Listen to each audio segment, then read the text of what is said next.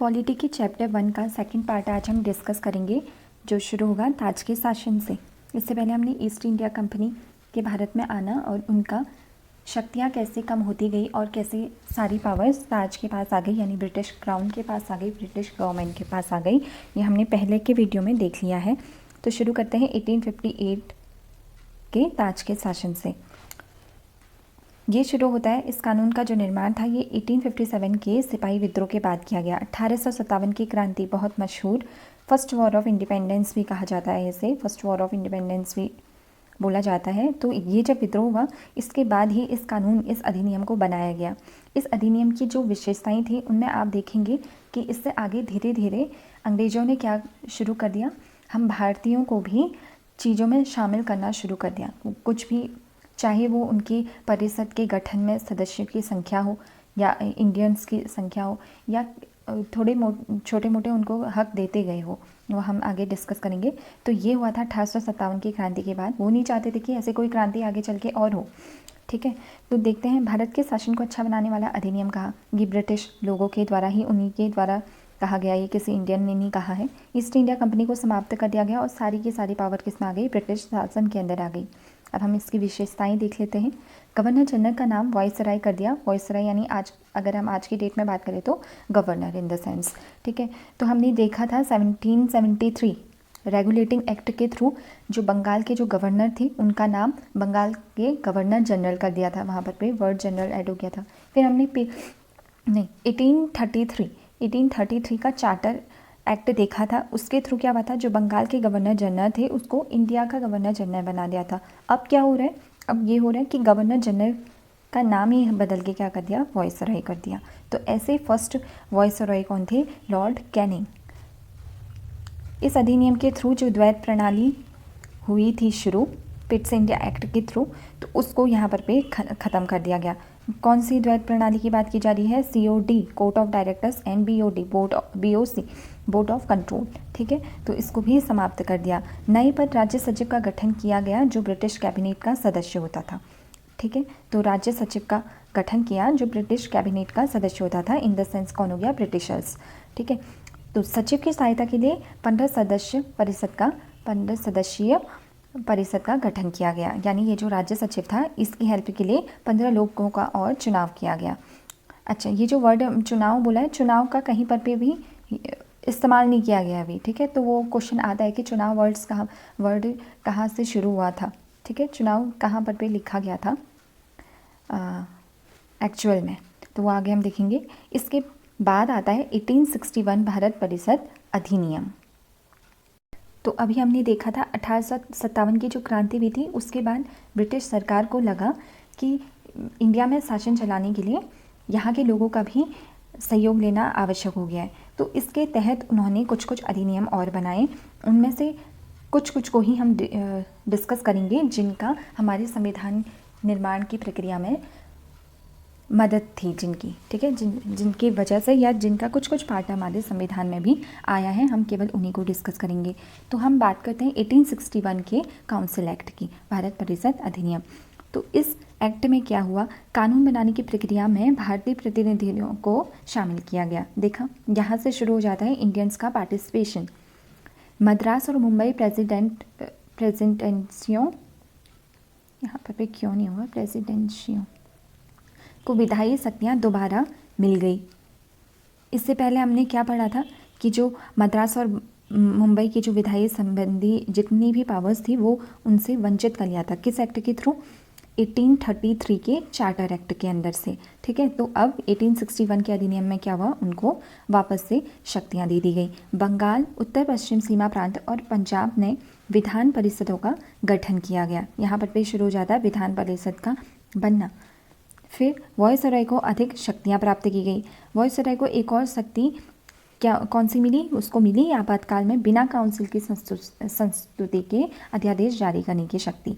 क्या मतलब है अध्यादेश जारी करना, जैसे हम आजकल भी देखते हैं ऑर्डिनेंस, राष्ट्रपति द्वारा ऑर्डिनेंस जारी किया जाता है, ठीक है, और वैसे ही स्टेट लेवल में किसके द्वारा, राज्यपाल के द्वारा, ठीक है। तो कौन से आर्टिकल्स के अंदर है ये हम पढ़ चुके हैं।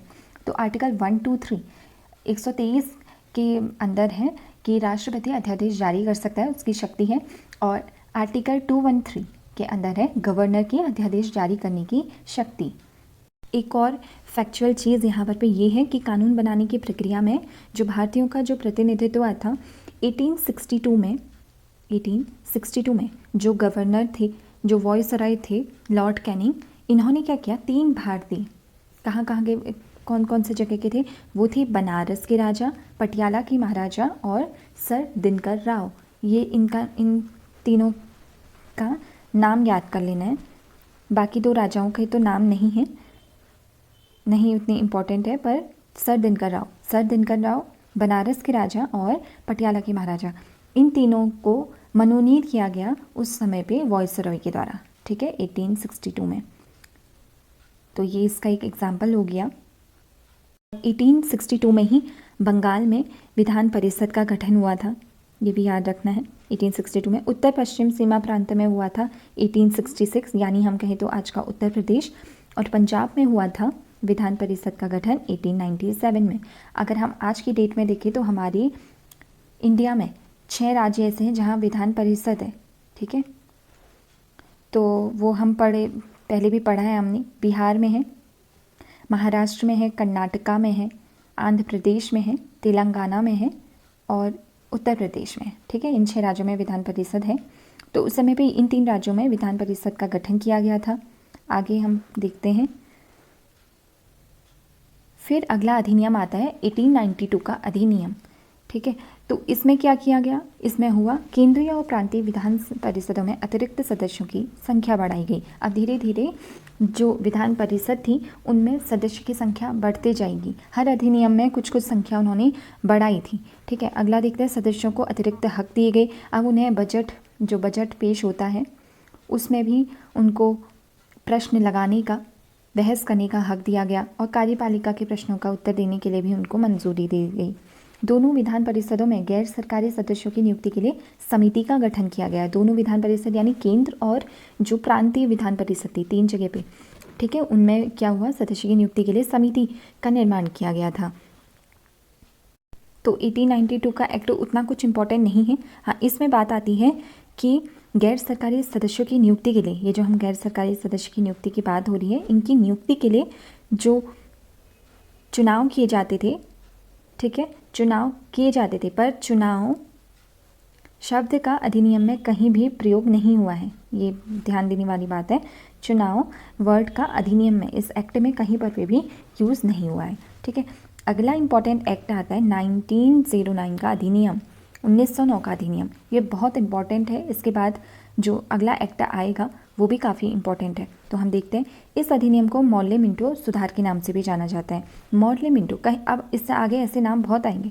मॉर्ले और मिंटो ये 2 अलग अलग लोग हैं। मॉर्ले कौन थे? लॉर्ड मॉर्ले जो थे वो इंग्लैंड में भारत के राज्य सचिव थे, ठीक है, राज्य सचिव इंग्लैंड में। हाँ, जैसे यहाँ से आजकल एम्बेसडर होते हैं, हम कहते हैं ना, बहुत हर अलग अलग देशों में हमारे राज्य के एम्बेसडर्स होते हैं, तो वैसे ही उस समय पे राज्य सचिव ये थे मॉर्ले, और मिंटो जो थे ये इंडिया में वॉइसरॉय थे, ठीक है। तो पहला जो नाम आएगा वो राज्य सचिव को डिनोट करेगा और जो दूसरा नाम होगा वो वॉइसरॉय को डिनोट करेगा, ठीक है। तो इस एक्ट को मॉर्ले मिंटो सुधार के नाम से भी जाना जाता है। लॉर्ड मॉर्ले, ये लिखने में मिस्टेक हो गई है यहाँ पे, इंग्लैंड में भारत के राज्य सचिव और लॉर्ड मिंटो भारत में वॉइसरॉय थे। विधान परिषद के आकार में वृद्धि की गई। पहले इनकी संख्या जो थी केंद्र में वो थी 16 से बढ़ा करके कर दी गई 60 सदस्यों की संख्या। विधान परिषद में चर्चा कार्यों का दायरा बढ़ाया गया।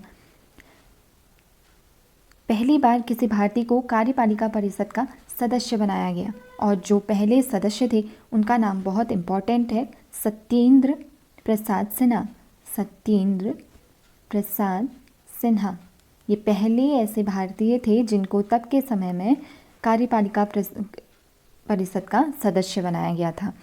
मुस्लिमों के लिए सांप्रदायिक प्रतिनिधित्व की शुरुआत यहाँ से भी थी। कहा गया कि जो मुस्लिम हैं वो केवल और केवल मुस्लिम को ही वोट देंगे, यानी मुस्लिमों को वोट देने का अधिकार मुस्लिमों का होगा। यानी यहाँ पर भी हिंदू और मुस्लिम के बीच में डिफरेंस शुरू हो जाता है, ठीक है। तो सांप्रदायिक प्रतिनिधित्व मुस्लिमों के लिए किया गया।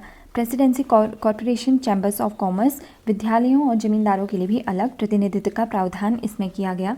इसी वजह से लॉर्ड मिंटो जो थे, इनको सांप्रदायिक निर्वाचन का जनक के रूप में भी जाना जाता है, सांप्रदायिक निर्वाचन के जनक के रूप में, क्योंकि इन्होंने यहाँ पर सांप्रदायिकता की बात ले आई है। ठीक है, हिंदू मुस्लिम धर्मों को अलग अलग तरीके से देखना यहाँ पर शुरू हो जाता है।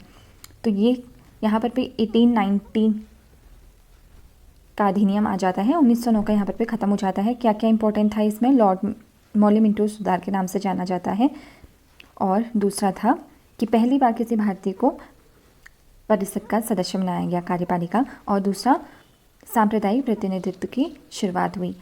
अगला एक्ट आता है भारत शासन अधिनियम 1919। इम्पॉर्टेंट है भारत शासन। अब देखिए नाम जुड़ गया है भारत शासन, यानी इंडियंस का अब रूल यहाँ से थोड़ा थोड़ा शुरू होना तय हो गया था। तो देखते हैं 1921 से ये प्रभावी रहा, तक लागू नहीं रहा। 1921 से पूर्ण रूप से ये प्रभाव में आया था, और इसको मॉन्टेक चेम्सफोर्ड सुधार के नाम से भी जाना जाता है। जैसे अभी हमने मॉर्ले मिंटो सुधार पढ़ा था, वैसे ही नाम आ गया है मॉन्टेक चेम्सफोर्ड। यानी मॉन्टेक कौन होगा? मॉन्टेक होगा राज्य सचिव, और चेम्सफोर्ड थे वॉयसरॉय। ठीक है, तो इस एक्ट के थ्रू क्या हुआ था? राज्यों पर केंद्रीय नियंत्रण की कमी आ गई, यानी अब राज्यों को कुछ कुछ अधिकार देते गए, कुछ कुछ कि तुम अपने हिसाब से चलो। जैसा हमारे अब आजकल में होता है ना, केंद्र में अलग सरकार है, राज्य में अपनी अलग सरकार है, उनके अलग प्रावधान है, पर ज़्यादा शक्तियाँ केंद्र के ही पास है। तो वैसे ही यहाँ पर भी केंद्रों पर केंद्र का राज्य पर नियंत्रण कम होना शुरू हुआ। प्रांतीय विषयों को पुनः दो भागों, हस्तांतरित और आरक्षित विषय में विभक्त किया गया। यहाँ पर पहले से विभक्त कर लिया। केंद्र के कुछ टॉपिक्स किसको दे दी गई? राज्य को दे दी गई। इम्पोर्टेंट जो टॉपिक्स थे, या इम्पोर्टेंट जिसमें कानून बनाने का या कुछ भी इम्पोर्टेंट, जैसे अगर कहीं पर पे सैन्य मामला आ रहा है तो वो सब केंद्र के पास थे।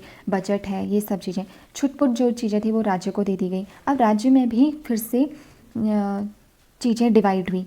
एक हुआ हस्तांतरित और दूसरा था आरक्षित। आरक्षित विषय जो थे ये ज़्यादा इम्पोर्टेंट हुआ करते थे, और हस्तांतरित कम इम्पोर्टेंट हुआ करते थे। इसीलिए जो आरक्षित था, इसमें जो गवर्नर होता था उसकी सहायता के लिए कार्यपालिका के सदस्य होते थे। ठीक है, यानी इन शॉर्ट सारी शक्तियाँ फिर भी केंद्र के अंदर ही थी, क्योंकि सारी इम्पोर्टेंट जो विषय थे वो सब केंद्र से ही रिलेटेड, केंद्र में ही आ गए थे। ठीक है, तो ये चीज़ थी। द्विसदनीय व्यवस्था, राज्यसभा और लोकसभा का गठन किया गया। ठीक है, काफ़ी इम्पोर्टेंट चीज़ है ये भी। आगे देखते हैं, कार्यकारी परिषद में 6 में से 3 का भारतीय होना ज़रूरी था। 6 में से 3 का होना भारतीय होना ज़रूरी कर लिया गया। संपत्ति कर और शिक्षा के आधार पर मताधिकार होना शुरू हुआ। सिखों, भारतीय ईसाइयों, आंग्ल भारतीय और यूरोपियों के लिए पृथक निर्वाचन की शुरुआत यहाँ से की गई। जैसे अभी से पहले हमने क्या पढ़ा था, मुस्लिमों के लिए था, वैसे ही अब इनके लिए भी हो गया। 1926 में सिविल सेवकों की भर्ती के लिए केंद्रीय लोक सेवा आयोग का गठन किया गया। क्या है? केंद्रीय। आजकल क्या है? संघ लोक सेवा आयोग है। ठीक है, तो यहाँ पर भी नाम है केंद्रीय लोक सेवा आयोग। 1926 में केंद्रीय और राज्य के बजट को अलग कर दिया गया। यहाँ पर पे अब केंद्र के अपना बजट पेश होगा और राज्य में अपना। अब इस एक्ट के अंदर एक आयोग का गठन किया गया था, जिसको हर 10 साल में अपनी रिपोर्ट पेश करनी थी। किस अधिनियम के तहत? 1919 में एक आयोग बैठाया, जिसको कहा गया कि ये हमने अधिनियम बना दिया है, अब तुम 10 साल बाद आके देखना कि कैसे चीज़ें लागू रही थी, इम्प्लीमेंटेशन किस हद तक हो पाया था। ठीक है, तो फिर होता क्या है, कुछ कारणों की वजह से उसको आना होता तो था 10 साल में, पर वो आ गया 8 साल में। ठीक है, दो साल पहले ही आ गया। और कौन सा आयोग था वो? साइमन आयोग, साइमन कमीशन। ठीक है, तो साइमन आयोग आता है अब इंडिया में कब? 1927। आना कब था? 1929। ठीक है, 1990 से 10 प्लस करोगे तो 1929 में आना चाहिए था, पर 2 साल पहले आ गया 1927 में। तो भारत की स्थिति का पता लगाने के लिए सर जॉन साइमन, ठीक है, इनके नेतृत्व में, सर जॉन साइमन इनके नेतृत्व में जिस आयोग का गठन किया गया था वो इंडिया आते हैं। ठीक है, इसमें जितने भी सदस्य थे वो सब के सब ब्रिटिश थे, इसलिए इसका सब इंडियंस ने क्या किया? बहिष्कार किया। ठीक है, कि सब तुम कानून हमारे इंडिया के लिए बना रहे हो और तुम देखने बाहर से आ रहे हो। ठीक है भाई, जो इंडिया में रह रहा है उससे पूछा जाए ना कि चीज़ें इम्प्लीमेंट हुई हैं या नहीं हुई हैं। वो खुद अपने कानून बनाए जा रहे हैं हमारे देश में, और जो स्थिति का पता लगाने के लिए भी जो आयोग बैठाया है उसमें भी सारे सदस्य किसके हैं? ब्रिटिश के हैं। इसलिए इसका बहुत सारा विद्रोह हुआ और एक नारा भी लगाया गया था। क्या था वो फेमस नारा? Simon commission go back. ठीक है, तो सभी दलों ने इसका बहिष्कार किया और आयोग ने 1930 में अपनी रिपोर्ट पेश की और द्वैध शासन प्रणाली, राज्यों में सरकारों का विस्तार किया, ब्रिटिश भारत के संघ की स्थापना और सांप्रदायिक निर्वाचन व्यवस्था को जारी रखने की सिफारिशें करी। यानी क्योंकि इसका बहिष्कार हुआ 1927 में, इसने अपनी रिपोर्ट पेश करनी चाहिए थी 1929 में, पर कब पेश करी? 1930 में। अब इन सब के बीच में एक बहुत इम्पॉर्टेंट चीज़ जो दूसरी आती है वो होता है पूना समझौता। अच्छा, ये जो साइमन आयोग का जो प्रस्ताव था, अब ये अपना प्रस्ताव 1930 में देता है और इस प्रस्ताव पर विचार के लिए जो ब्रिटिश सरकार थी, उन्होंने ब्रिटिश सरकार, ब्रिटिश भारत और भारतीय रियासतों,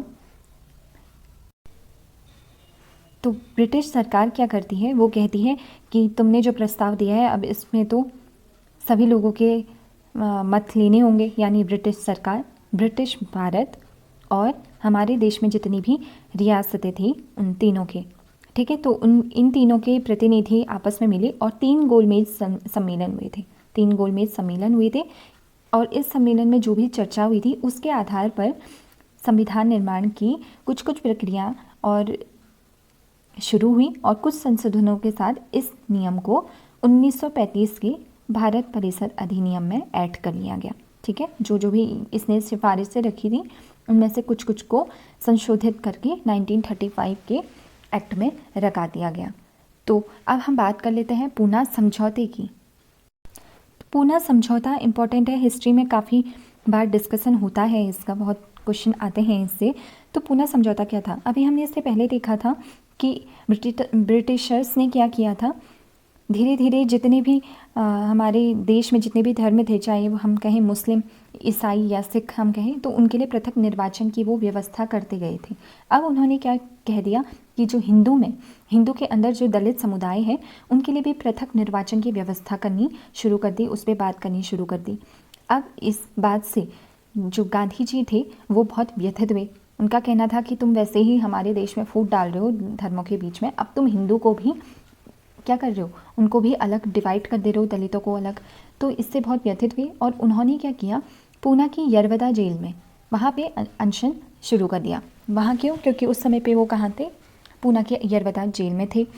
तो वहाँ पर भी उन्होंने अनशन शुरू कर दिया और जिसके चलते फिर समझौता हुआ। किनके बीच हुआ? कांग्रेस के नेताओं और दलित नेताओं के बीच में समझौता हुआ, जिसको पूना समझौता के नाम से जाना जाता है।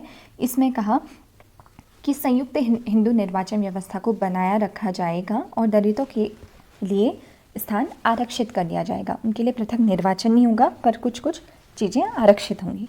ठीक है, तो ये पूना समझौता था। इसके बाद आता है भारत शासन अधिनियम 1935।